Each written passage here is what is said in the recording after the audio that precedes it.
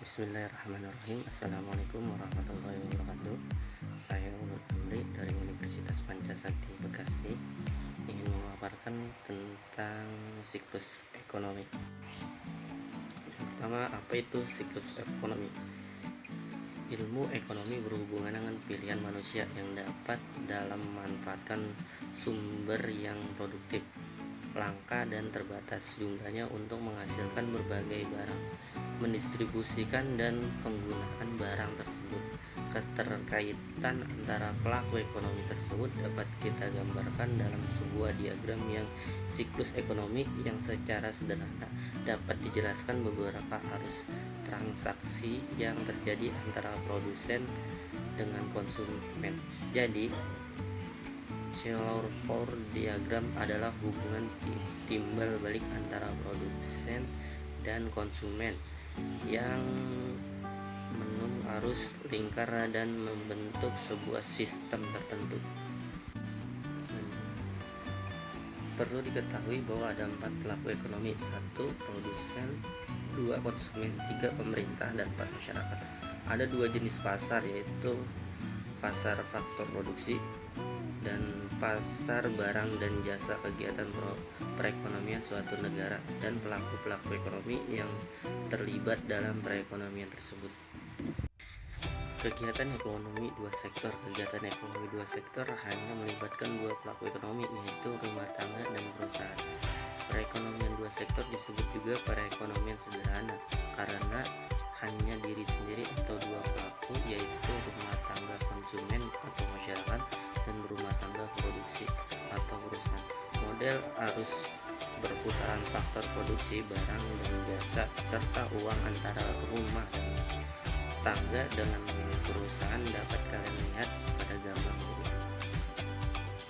KRM, rumah tangga produksi menjual barang. Kegiatan ekonomi 3 sektor. Pengertian kegiatan ekonomi 3 sektor adalah peran para pelaku ekonomi yang melibatkan selain dari rumah tangga dan RTP, pemerintah, KRT, perusahaan PT asal, dan penggunaan motor. Membayar pajak kepada pemerintah. Pemerintah memberi subsidi bagi ARP dan pengeluaran pemerintah untuk RTK pemerintah. Kegiatan ekonomi 4 sektor. Pada kegiatan ekonomi 4 sektor sering disebut juga sebagai perekonomian terbuka, sebab pelaku-pelaku ekonomi tidak hanya melibatkan di dalam negeri namun juga masyarakat ekonomi di luar negeri. RTP, masyarakat luar negeri, menyediakan jasa bagi masyarakat luar negeri, yaitu tenaga kerja, menyediakan barang produksi berupa perabotan dari rotan, balas jasa dari masyarakat luar negeri, yaitu berupa uang kepada RTP atau RTP masyarakat luar negeri. Peranan pelaku ekonomi dalam siklus ekonomi. Pertama, konsumen, penyedia faktor produksi, menerima balas jasa atau faktor produksi, membayar pajak. Produsen menggunakan faktor produksi, membayar balas jasa produksi, membayar pajak.